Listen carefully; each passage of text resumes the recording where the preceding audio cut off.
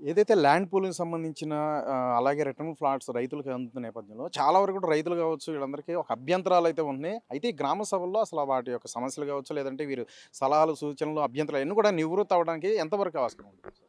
తప్పకుండా గ్రామ సభలోనే సిఆర్‌డిఏ వారు గ్రామ సభలు ఇటువంటి నిర్వహించటం వలన ఆ గ్రామస్తులకు ఉన్నటువంటి సమస్యలు ఏముండయి. అంటే ఇక్కడ సిఆర్‌డిఏ మాస్టర్ ప్లాన్‌లోనే ఒక ప్రత్యేకమైనటువంటి విధానం ఏముందంటే, ఏదైతే ప్రస్తుతం ఉన్నటువంటి గ్రామాలలో మౌలిక వసతులను కల్పించి, అదే కొత్తగా నిర్మించబోయేటువంటి రాజధాని నగరంలో అనుసంధానంగా ఉండేటట్టు విధానంగా ఏర్పాటు చేయాలనేది ఒక ప్రధాన ఉద్దేశం ఈ రాజధాని ఏర్పాటు చేసినప్పుడు. ఆ విధంగా ఈరోజు గ్రామంలో ఉన్నటువంటి మౌలిక సదుపాయాలను ఏ విధంగా అభివృద్ధి చేయబోతుంది అనేది ఒక డిపిఆర్‌ని తయారు చేసి, ఆ డిపిఆర్‌లో మీకేమన్నా అభ్యంతరాలు ఉండయా అని అనేక గ్రామ సభల ద్వారా తెలుసుకోవడం జరుగుతుంది. ఈరోజు కూడా ప్రధాన పట్టణమైనటువంటి తుళ్ళూరులో కూడా అటువంటి గ్రామ సభను ఏర్పాటు చేయడం జరిగింది. అంటే ఆ గ్రామంలో ఉన్నటువంటి మౌలిక వసతులు ఎట్ పార్ లెవెల్ ఎత్తు అమరావతి రాజధానిగా ఉండాలి. ఉంటేనే అప్పుడు ఇవి కూడా సమ్మిళితంగా కలిసిపోతాయి అనేటువంటి ఉద్దేశంతో ప్రభుత్వం ఉంది. దానికి అనుగుణంగా డిపిఆర్‌ని రూపొందించారు. డిపిఆర్ మీద ప్రజలకు అవగాహన కల్పించి, వారి యొక్క ప్రత్యేకమైనటువంటి సమస్యలు ఏమన్నా ఉంటే వాటిని నోట్ చేసుకొని నివృత్తి చేయాల్సినటువంటి బాధ్యత సిఆర్‌డిఏ మీద ఉంది. ఆ క్రమంలోనే ఈరోజు ఇటువంటి గ్రామ సభను ఏర్పాటు చేయడం జరిగింది. అదేవిధంగా రైతులకు ప్లాట్ల అలాట్మెంట్లో, ఎందుకంటే ఆ రోజు ప్రణాళిక ప్రకారం ఏ రైతు కూడా తన యొక్క భూమి చాలా విలువైనది, తనకు వచ్చినటువంటి ప్లాటు ఎటువంటి అడ్డంకులు లేకుండా ఉండేటువంటిది అయితే, తనకు ఏదైతే రాజధాని భూ సమీకరణలో పాలు పంచుకోవటం వల్ల తగినటువంటి ప్రయోజనాన్ని పొందుతానని ఆశించాడో ఆ ప్రయోజనం పొందడానికి అవకాశం ఉంటుంది.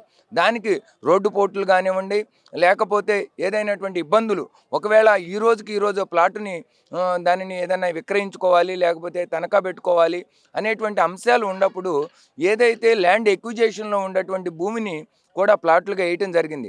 అది కూడా ఒక చట్టబద్ధ ప్రకారం ఏర్పాటు చేశారు. క్లియర్‌గా సిఆర్‌డిఏ యాక్ట్‌లో ఒకవేళ పూలింగ్‌కి రాని భూమిని కూడా కలిపి ఏదైతే దాన్ని ల్యాండ్ ఎక్విజేషన్ చేయబోతుంది కాబట్టి, ఆ భూమిని ల్యాండ్ పూలింగ్‌లోకి ఇచ్చినటువంటి భూమిని ప్రణాళికలో వాడుకోవచ్చు అనేటువంటి ఒక రూల్ ఉంది. ఆ రూల్ ప్రకారమే సిఆర్‌డిఏ వాళ్ళు కూడా లేఅవుట్లు వేశారు. మాకు దురదృష్టవశాత్తు ఇప్పటికి కూడా ఇది చాలా సుదీర్ఘ సమయం అయింది.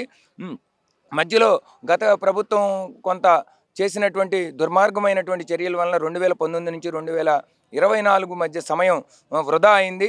ఆ సమయం మూలంగా 12 సంవత్సరాలు అవుతుంది. ఈ రోజుకి కూడా మాకు ఆ భూమిని ఎక్విజేషన్ చేయలేదు, మాకు ప్లాట్‌ని కేటాయించలేదు అనేటువంటి బాధ రైతుల్లో ఉండటం సహజం.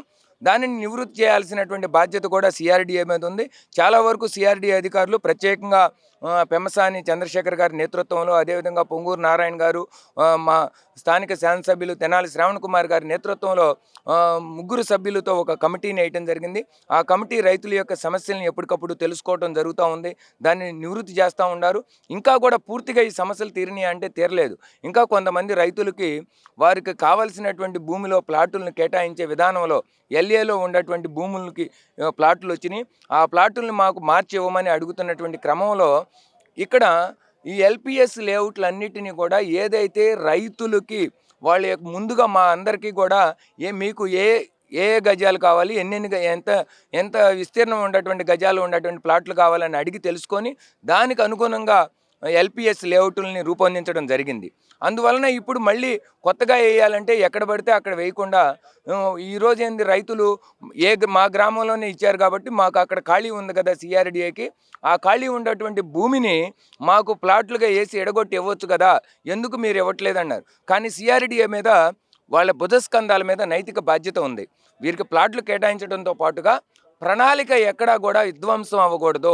సిఆర్‌డిఏ కోసం ఒక ప్రత్యేకమైనటువంటి ఒక 10,000 గజాలు కేటాయించబడి ఉంటే దాన్ని ఏ నిమిత్తం కేటాయించబడింది, అక్కడ ఏ ఇన్స్టిట్యూషన్ వచ్చేటువంటి ఉద్దేశం ఉంది, లేకపోతే గవర్నమెంట్ ప్రణాళికలో దాన్ని దేనికోసం నిర్దేశించబడింది, ఆ నిర్దేశించబడిన ప్రాంతాన్ని ఇప్పుడు ఎల్పిఎస్ లేఅవుట్గా మార్చితే ఏ విధంగా ఆ ప్రాంత వాసులైనటువంటి మిగతా రైతులందరూ కూడా ఏ విధంగా ఎఫెక్ట్ అవుతారు, ఇటువంటి సాంకేతిక అంశాలను రైతులకు వివరించాలి. రైతులకు వివరించినప్పుడు రైతులు నిజంగా మాకు అక్కడే వద్దులే, మాకు దీనికి ఏదైనా ఆల్టర్నేటివ్ చేయండి అని అడిగేటువంటి పెద్ద మనసు రైతుల్లో ఉంది. రైతులకి ఆ వాస్తవాలని తెలియజెప్పటంలో సిఆర్‌డిఏ లోపం జరుగుతుంది. అందువలనే ఈరోజు ప్లాట్ల విభజన కోసం రైతులు ఆ విధంగా అయినటువంటి గొడవ చేస్తున్నారనేటువంటిది ఒక రైతు నాయకుడిగా నాకు ఉన్నటువంటి స్పష్టమైనటువంటి అభిప్రాయం. కాబట్టి సిఆర్డిఏ వాళ్ళు ఆ స్పష్టతనివ్వాలి. ఎందువలన అక్కడ రైతులకి ఎల్పిఎస్ లేఅవుట్ వేయటానికి ఇబ్బంది ఏముంది? ఒకవేళ ఇబ్బంది ఏమీ లేదు, తప్పనిసరిగా ఎల్పిఎస్ లేఅవుట్ని కొత్తగా ఏర్పాటు చేయండి. ఏర్పాటు చేసి ఇటువంటి ఇబ్బందులు ఉన్నటువంటి రైతులందరికీ కూడా దాంట్లో కేటాయించండి. ఒకవేళ ఇబ్బంది ఉంది, ఆ ఇబ్బందిని స్పష్టంగా రైతులకు తెలియజేసి దీన్ని నివృత్తి చేయడం చాలా సులభం. ఈ యొక్క సూత్రాన్ని సిఆర్డిఏకు తెలుసుకుంటే గనక త్వరగా ఈ సమస్యల పరిష్కారం అవుతూ ఉంటాయి.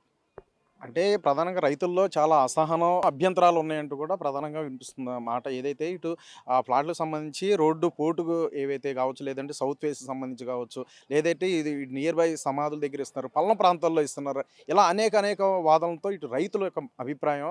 సో, దీనికి సానుకూలంగా ఇటు లేదు ఉన్న ఏదైతే కేటాయించారో మా నిబంధనల ప్రకారం అక్కడే ఇస్తాం. అవసరమైతే మేము అభివృద్ధి చేసే ఇస్తాం మీకు అని చెప్పేసి సిఆర్‌డీఏ వెర్షన్. సో, ఈ ఇద్దరు యొక్క ఏదైతే రైతులు కావచ్చు, సిఆర్‌డీఏ కావచ్చు, ఈ యొక్క అభిప్రాయ భేదాల నేపథ్యంలో సో ఎంత ఈ చాలా వరకు కూడా ఎఫెక్ట్ మరి బయటికి వెళ్ళే ఉంది కదా, ఏమంటారు?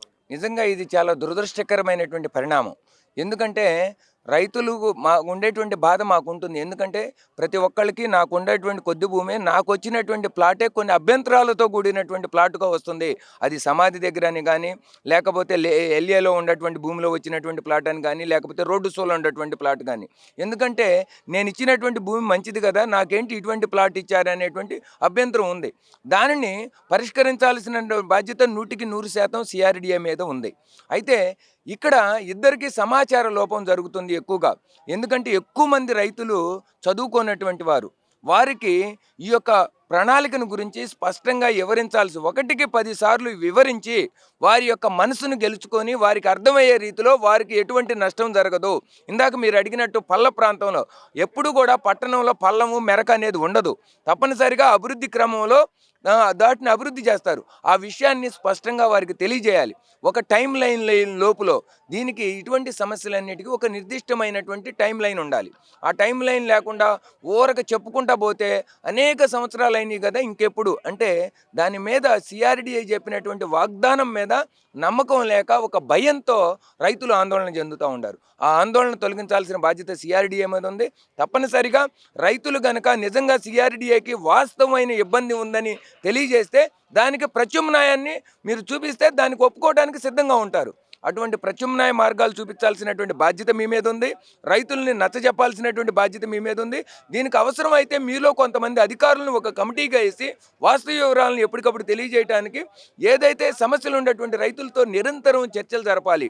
చర్చల ద్వారా సమస్యల పరిష్కారం అవుతాయి తప్పితే ఏదో మీడియా ముఖంగా ఒక గోల మీ మాట మీరు చెప్పుకొని మా సోప మేము చెప్పుకొని వెళ్ళిపోతూ ఉంటే ఎప్పటికీ ఇది పరిష్కారం కానటువంటి సమస్యగా మిగిలిపోయింది. కాబట్టి చర్చలు జరపాలి, నచ్చజెప్పడానికి ప్రయత్నించాలి. అంటే ఈ గ్రామ సభలతో ప్రధానంగా ఇటు రైతుల యొక్క సందేహాలు ఇవన్నీ కూడా నివృత్తి అయ్యే ఛాన్సెస్ అసలు ఏ స్థాయిలో ఉంటాయి? ఎందుకంటే ఇప్పటికే 3 ఏళ్ల లోపు ఒక రూపం తీసుకొచ్చేలాగా రాజధాని నిర్మాణం చేపడతా ఉంటే ఇప్పుడు కూడా మరి ప్రభుత్వం చెప్పిన మాటలో ఈ యొక్క రైతుల యొక్క అసహన అభ్యంతరాలు ఎన్ని ఉన్నాయి కదా, ఈ గ్రామ సభల్లో సక్సెస్ ఏ విధంగా ఉండేది వారి సందేహాలు నివృత్తులు? తప్పకుండా ఇప్పుడు దాకా ఎందుకంటే అభివృద్ధి జరగట్లేదు కాబట్టి ఎక్కడ ఏమొస్తుందనేటువంటి స్పష్టత లేదు. కేవలం ఒక ప్రణాళికలో చూడటం తప్పితే, మ్యాపుల్లో చూడటం తప్పితే ఇక్కడ ఇది వచ్చింది, ఇక్కడ ఇది వచ్చింది అనేది వాస్తవ రూపం దాల్చలేదు. కాబట్టి మా రైతుల్లో అనేక రకాలైనటువంటి అనుమానాలు ఉంటాయి. సమస్యలు తీరే మార్గంగా కనపడదు. కానీ ఒకసారి అభివృద్ధి ప్రారంభమైన తర్వాత, అక్కడ అభివృద్ధి కార్యక్రమాలు జరుగుతున్న తర్వాత ఒక స్పష్టత వచ్చింది.